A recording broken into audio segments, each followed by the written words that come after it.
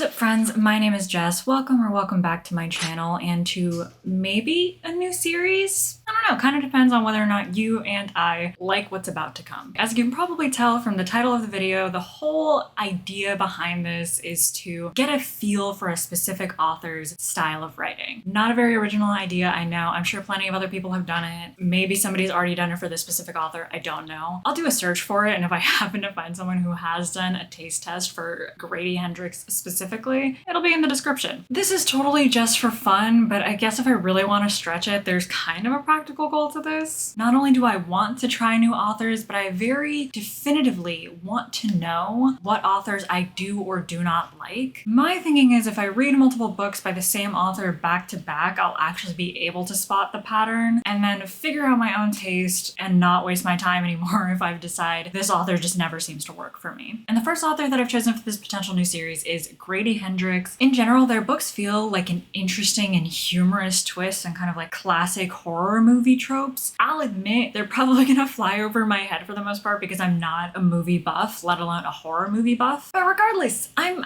here to have fun and I'm in the mood for these books right now. So I've chosen 3 books by Grady Hendrix, the first of which is The Southern Book Club's Guide to Slaying Vampires. What a mouthful of a title, but I love it. This takes place in a 90s suburban community where our main character Patricia's like only outlet in life is this book club full of other women who really love true crime and suspense. And then a handsome stranger moves into the community, children start disappearing as they do. They may have just invited a vampire into their neighborhood and into their homes. Patricia and the book club might be the only ones capable of protecting their community against a vampire. This simply sounds lovely. I really like the idea of just suburban moms fighting against a vampire. The next book that I've chosen is The Final Girl Support Group. This book is meant to answer the question of what happens to the final girl, you know, the one that's left standing when the credits roll on a horror movie. Our main character is a real-life final girl who's been going to a support group for years for other girls who have survived massacres and other kinds of real-life tragedies that horror movies have been based off of. And the events of this book kick off when it seems to be that there is someone out there determined to finish what has been started and hunt down all of the final girls. I'm tentatively hopeful for this one, but if my memory serves me correctly, I think Kayla from Books and Lala read the Final Girl Support Group and wasn't a big fan of it.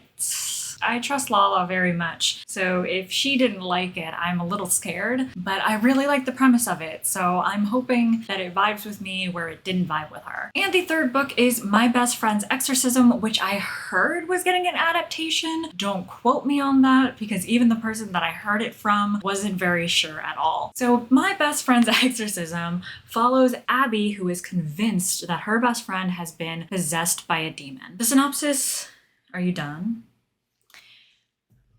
The synopsis mentions that her best friend has changed a lot since they started going to high school. I'm assuming that there is an actual possession going on, but there's a real possibility that this isn't a possession at all, and it's just our main character not really being able to cope with the fact that her friend is drifting away from her and people change. And if it is the case that this isn't supernatural at all, I still think that would be a really great concept. It would be interesting if it is just a story of accepting that friends grow apart sometimes. I'm pretty damn excited about these books. I'm getting a lot of comedy horror vibes from some of them, particularly My Best Friend's Exorcism and the Southern Book Club's Guide to Slaying Vampires. And I hope that's what those two are at least. And I've been getting kind of mixed reviews about Grady Hendrix, particularly about the way that he writes women. I don't know, I'm hopeful. We'll see what happens. I am so upset. I literally just filmed this clip, but I filmed it with the camera facing the wrong way like an amateur. So now this update has to be even faster because I'm just updating you minutes before I have to start work. Yes, I have a new haircut. I filmed the intro months before I think this video is going to go up. So I got bangs. My bangs do not look good right now. They're still wet and drying at the moment. I started with My Best Friend's Exorcism because it's the first book that came off of hold on Libby, which is kind of disappointing because it's the one that I'm least enthusiastic about, but whatever. We're starting with My Best Friend's Exorcism, and I'm 20-30% of the way in. I started it last night. So far, the assumptions I had about this book are totally off. It is definitely not just the best friend Gretchen growing up and growing apart. I don't know what it is so far, but it's definitely not just that.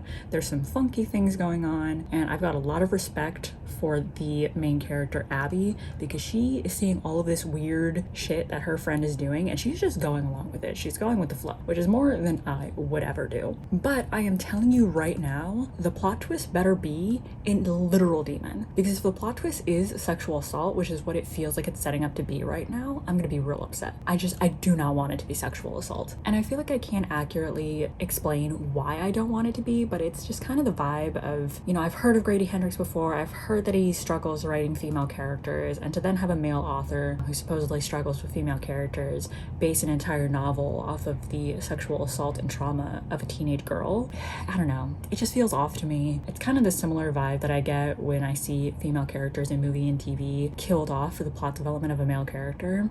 Plot twist aside, Grady Hendrix, great at setting a scene. It very much feels like the 80s. He has so many references to the 80s in this book, so I think somebody who was raised in that time period would really enjoy it and understand the references more than I do, although it doesn't make it inaccessible for somebody who wasn't raised during that time. And of course, because it's the 80s, go into it knowing that there's some problematic things mentioned. I don't think Grady Hendrix is condoning any of those things or excusing any of those things. It was just a part of the time period, and it's a part of setting the scene. But I will say there are some problematic things that I feel like were solely thrown in for shock value. So far there's been the fetishization of Black women, a side character mentioned who has a reputation of drugging and raping unconscious women, and our main character and her best friend have an inside saying in order to say I love you to each other, which is dearly but not queerly. All of those things, why? They literally didn't have to be mentioned. They didn't really add anything to the plot. And problematic things aside, there are other sentences that just feel out of place and feel unnecessary to the story. So I'm not really vibing with the writing style so far. I'm not very hopeful for my best friend's Exorcism.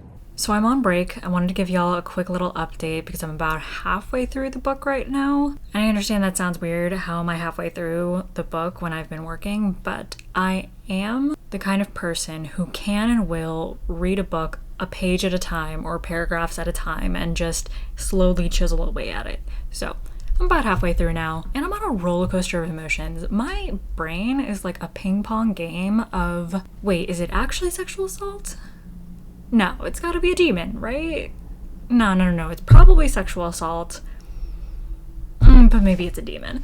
So I can't figure it out. I can't decide what this book is actually about. And I will say, Hendrix is turning my opinion around. If it turns out that this book really is just about sexual assault and there is no demon aspect to it, I think I would be okay with that now. Because if it is, or even if it isn't, there's some serious commentary in this book about people not helping, ignoring all the signs of someone going through a rough time and dealing with their trauma, and general only worrying about their own images. So if the plot twist is just sexual assault, I'm okay with that because he's doing a pretty good job of talking about it and taking it seriously and delivering a message about it. The writing style has gotten a lot better in my opinion now that I'm about halfway through. There's occasionally still lines here and there that feel unnecessary, but it's much better. The writing style really reminds me of like 2000s horror. I'm specifically thinking of Jennifer's Body, but like maybe tone down the absurdity and the comedy just a bit. I'm not familiar at all with 80s horror, which is the time period that this book is set in, so I have no way to judge whether or not this is reminiscent of 80s horror, but it does remind me of Jennifer's Body. So as you can probably tell from my outfit, same day, I got off work about an hour ago, and I finished the book. Also, I'm sitting on the floor. I did not plan to sit on the floor to give you this update, but I don't know if you can see. There's a cat in my chair, so, you know, cat comes first and I get the floor, I guess. Anyway, I finished it. I gave it 4 stars, and I was actually tempted to give it 5 stars, but I just couldn't get into the beginning portion of my best friend's Exorcism, and it felt like some things were thrown in, so I docked a point. Still, 4 stars is not what I was expecting from the first few pages. like, wow, why did this book actually make me emotional? It was so good. It's so weird to say that a horror book made me emotional, but it did. It is totally a horror book though. And listen, I've read body horror before, but this book was the first time that I feel like I had a physical reaction to what I was reading. Like my skin crawled at a very specific part of the book. And if you've read this before, I think you can guess what part it was that just made me like, ugh. And that's amazing. I respect that. I respect a book that can make me react. If you're interested in reading this book, just want to give you some trigger warnings for things like eating disorders, rape, victim blaming, attempted suicide. I think that's it. Horror books feel like a CVS receipt worth of triggers warnings, but I think that's it. And despite all of that, it made me emotional. What the hell? Hendrix just punched me in the gut and reminded me that at the core of all of this is a story about friendship. And I love that he didn't shy away from the depth of friendship. I feel like he really acknowledges and respects that platonic relationships can be just as important and just as passionate as romantic relationships. And this was one of those friendships where it feels like you're just a little bit in love with each other in a totally platonic way. And I love that.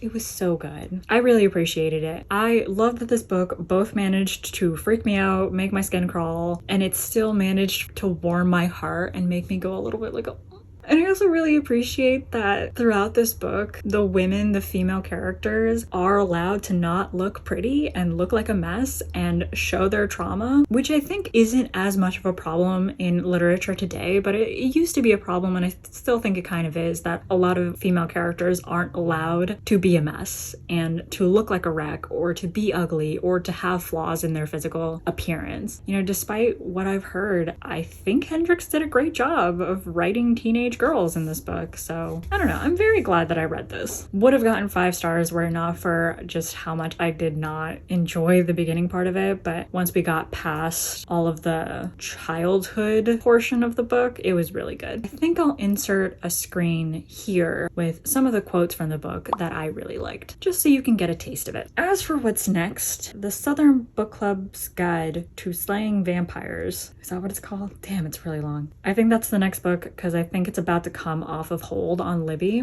Without realizing it, she'd committed the greatest sin of all and made Mr. Lang look like a Democrat. City water was expensive and, even worse, full of fluoride. That might be fine for your children, but God forbid you use it to hydrate your Alhambra Hall Yard of the Month flower beds. The day you become an adult is the day you learn that in Charleston, the worse something is, the less attention it receives. At Albemarle, everyone was suddenly being very adult about Gretchen. You are my reflection and my shadow, and I will not let you go. Until Halley's Comet comes around again, I love you dearly. I am almost 40% of the way through the Southern Book Club. It's a bit slow to pick up. Hendrix really takes his time setting a scene and introducing you to the characters and the general vibe of the story. Not always to my taste, but I can appreciate it. I did read the foreword to the book, and I thought it was really interesting because he said that the Southern Book Club was actually meant to be not a sequel to My Best Friend's Exorcism, but kind of a companion. It's set in the same town. You hear some of the same names. The only thing is that the Southern Book Club is from the perspective of a parent instead of a teenager. So that was kind of cool. I'm kind of glad that I read these two back to back because I think the third book, what is it, the Final Girl Support Group? That sounds about right. I don't think the third book takes place in the same town, so I am glad that I ended up reading these two next to each other.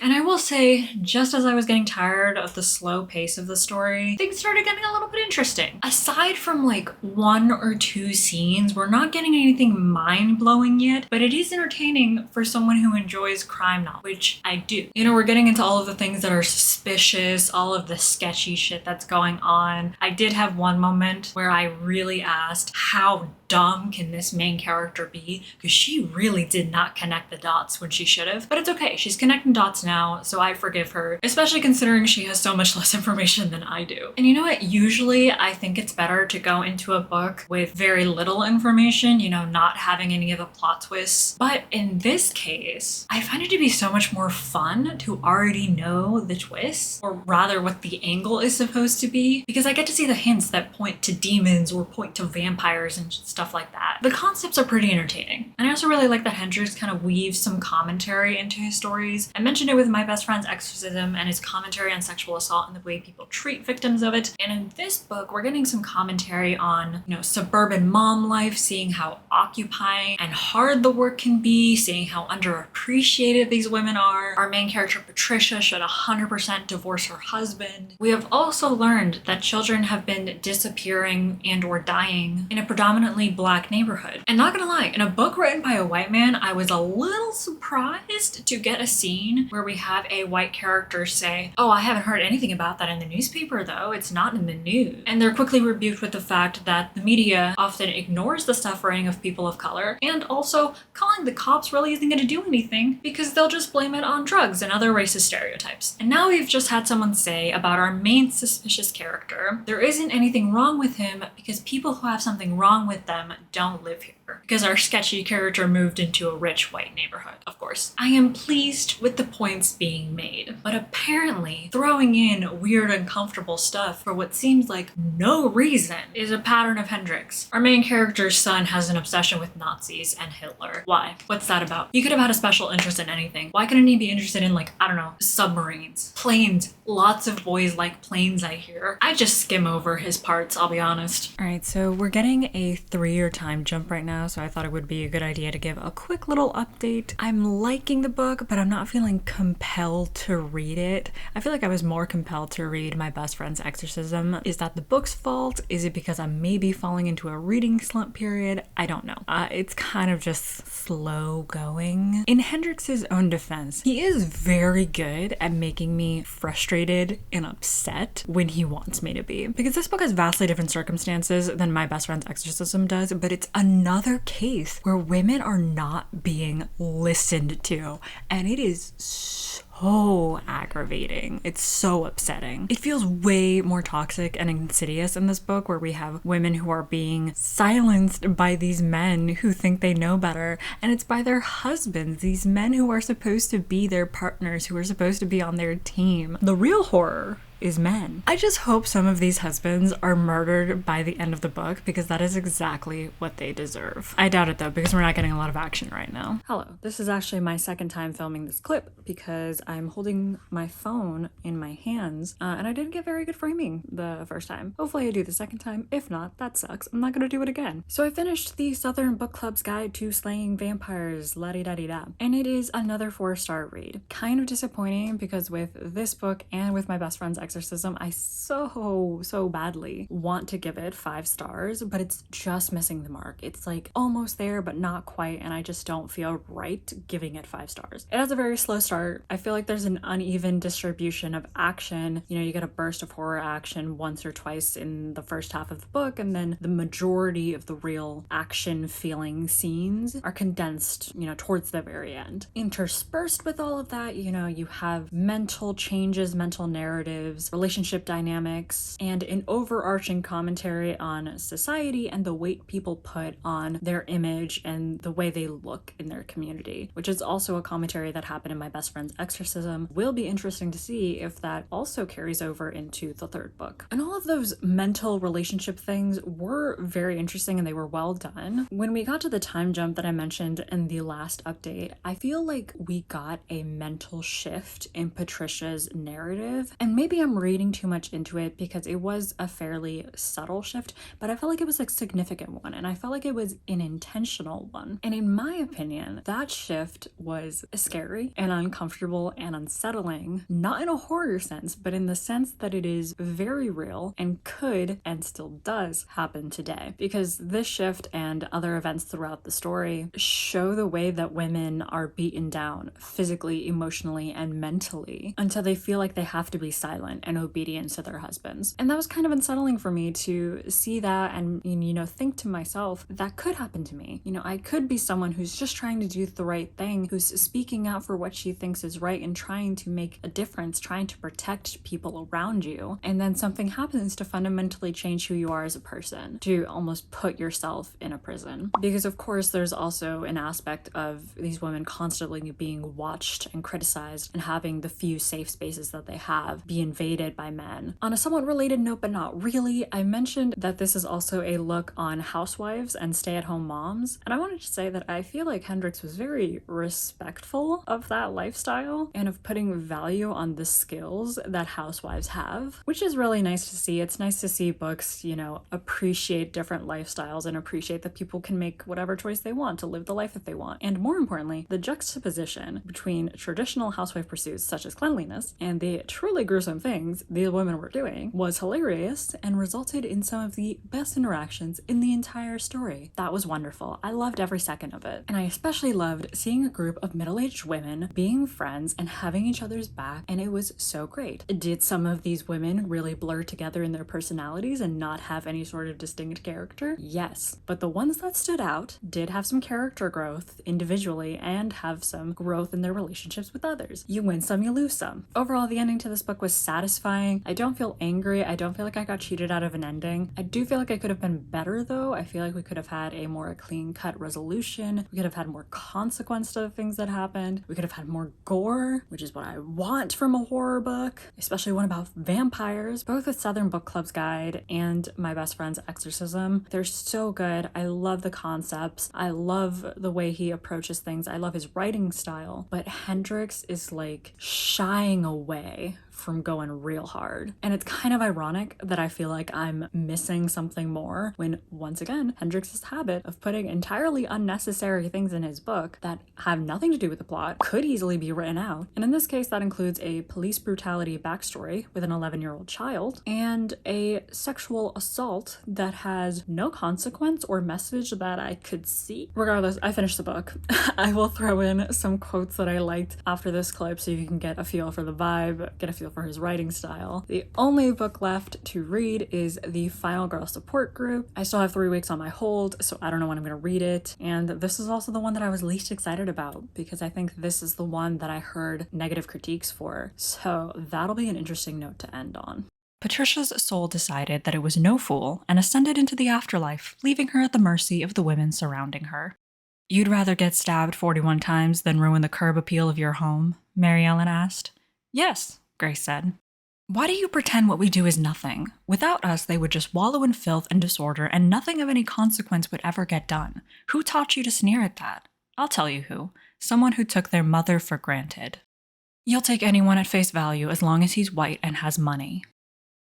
Alright, this is gonna be a really quick update, like really quick. I'm not even setting up my mic for this. I'm not setting up any lighting for this. Sorry if this clip looks or sounds horrible. I wanted to quickly jot this down before I get too much information. Literally the day after I filmed the last clip, the Final Girl Support Group came off of hold. I had checked it right before that clip and it told me 3 weeks left on the hold. It came the next day. You can never trust Libby. But I have started it. I'm barely into it, maybe 13% of the way into it. I just want to put my predictions out there. 1, I don't trust Dr. Carol. I think she sold them out somehow. 2, I trust our narrator even less. This is an unreliable narrator all the way. I know it.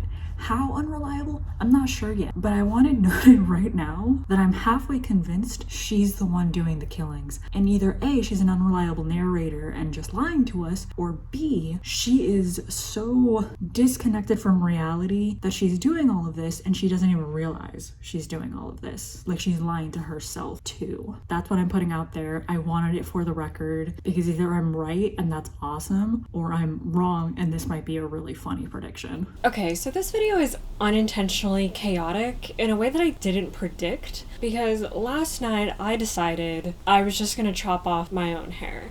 So you can see it's up to here now. It's not very even. It's pretty decent if you ask me, but it's not very even. I don't know if you can tell with my hair wavy the way it is right now. This is now the third haircut that I think that you're seeing in this vlog. And in case you're wondering, because I did already have a friend ask me this, no, I'm not having any sort of mental breakdown, nothing like that. I needed to trim my bangs. I didn't want to spend money in the salon, so I bought some shears and I figured, you know what, while I'm here, let me just cut my hair shorter. Was not as easy and simple as it sounded. I am just short of 50% of the way through Final Girl Support Group, and I feel a little bit bad saying this, but I hate our main character. I feel bad because she's been through a terrible, terrible trauma, and it's clear that she really just needs mental health help and support, but being mentally ill is not an excuse to be an asshole, and she is just... that's what she is. She's an asshole. She's constantly lying. She has said some pretty shitty things about people. She's a coward. And I also hesitate to call her a coward because I don't know what I would do in life or death situations. So who am I to judge her choices, obviously? But she's not just a coward in those life or death situations. She's a coward afterwards. She's a coward in general. If you do a cowardly thing in a life or death situation, I don't know if I could really judge you that hard for it. But if you lie about it afterwards and you don't take accountability for the things that you do, and you just try to like make yourself look better because you don't want to get judged by people. I'm sorry. I feel bad for her. She gets treated abysmally by some people in this book, but I also don't like her. I'm very annoyed by her. And yet, I am very entertained. I don't know. You just don't always have to like the main characters, you know? I just find it really, really interesting to see how her mental narrative is written because Hendrix really drops us into the mind of someone who is so unreliable and mentally unstable. Like, I'm talking supremely paranoid, concerningly paranoid. I don't trust her perspective at all because she's borderline delusional. And I love that. I love not being able to trust our narrator. You know, reading all of these books back to back has been a super cool experience because all of the narrators for our 3 books are so different and I feel like they have a very different feel to them. There's a very different tone. You can tell that, you know, this is someone who's very mentally unstable and who has been through a trauma. Southern Book Club was written from the perspective of a stay-at-home mom. You can feel that, just like you can feel that My Best Friend's Exorcism was written from the perspective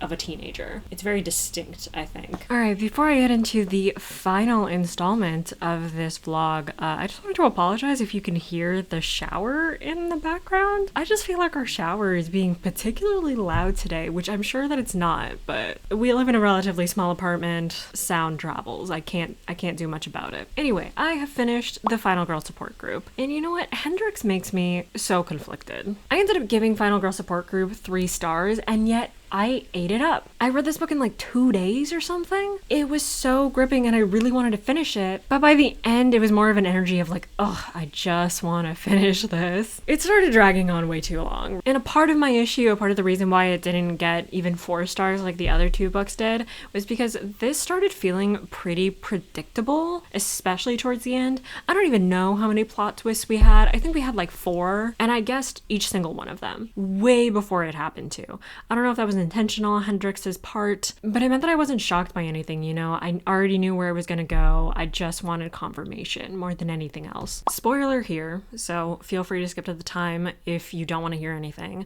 but I think I would have liked it more if my original first guess, which was that Lynette was actually the killer, was true. I feel like that would have shocked me more, but whatever. I didn't write the book, you know? However, a lot of the issues that I had with the previous books were fixed in Final Girl support group. So, you know, there's some give and there's some take. This was full of action. We hit the ground running and something was always happening, maybe even a little bit too much. That feels like I'm starting to nitpick. The women were also all pretty distinct characters, although we had very minimal character growth, if you ask me. Lynette as the main character gets the most growth, obviously, but even then, the ending, what her growth was supposed to be, was unrealistic, if you ask me. We get a lot less unnecessary stuff in this book than we do with the other ones, although the vibe here is very classically slasher movies from the 80s/90s, so you get some asides that are kind of problematic in today's age, but it does fit the time period that it's evoking, so you decide if that's something you would want to deal with. From my perspective, they're all minor things though, and they're coming from people that you're not supposed to like, so it's not put into a positive light or anything like that. Speaking of slasher movies though, each Final Girl is meant to be a nod to a specific movie. I didn't catch all of them, but I found a list online, so skip ahead to this time if you want to guess for yourself,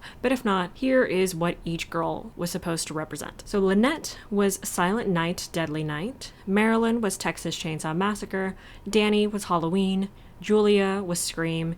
Adrian was Friday the 13th, and Heather was Nightmare on Elm Street. Heather's story is the only one that's not explained, and I'm kind of bummed about it since it was teased as being truly horrifying, but I heard that it was because Hendrix wanted to leave an opening to write another book to cover Heather's story, so if that is what he does, fine, I guess I can live with it, but I think it's a bit of a bummer that they didn't include this. Final Girl support group also lacks as much commentary as the other 2 books had, and it doesn't have as much of an emotional impact. I will say that Hendrix made me care very deeply about a plant. If you know, you know. Overall, it was super fun to read, just a bit of a drag at the end. I feel like it could have been, I don't know, 20, 30, 40% shorter than it was, but you know what would be cool is to marathon all of the slasher movies and then reread this so I can get the references a little bit more. Anyway, I'm gonna cut in here with some quotes from the book so you can get a feel for the vibe. There's an awkward moment as we all wait to see if anyone's going to take the bait, but no one does. We're final girls. We're good at escaping traps. When the monsters come, we help each other, no matter whose monster it is, no matter what needs doing. I'll have to remember to look at his comic book in the morning, check it for signs of aggression, see if one day I'll have to worry about him too. Even an 8-year-old can be dangerous if he gets the drop on you. After a while, you start to realize that your life isn't the thing that happens between the monsters. Your life is the monsters. And now to rank these books. This is a very hard ranking to give because all three are pretty close to each other in terms of how much I liked them. I think third place is going to go to Southern Book Club's Guide to Slaying Vampires. Again, that's not to say that it's bad. All three are pretty close to each other, but I feel like this one was just the one that was, I don't want to say the most boring, but like maybe the most boring. It was still really good, okay. Second place goes to Final Girl Support Group. Yes, even though it technically has a lesser star rating than Southern Book Club, it was just more action-packed and plain entertaining, so sorry. And then first place goes to My Best Friend's Exorcism, which was very ironic considering it was the book that I was the least excited to read. It had the most emotional impact. It was the only one with a horror scene that genuinely made my skin crawl.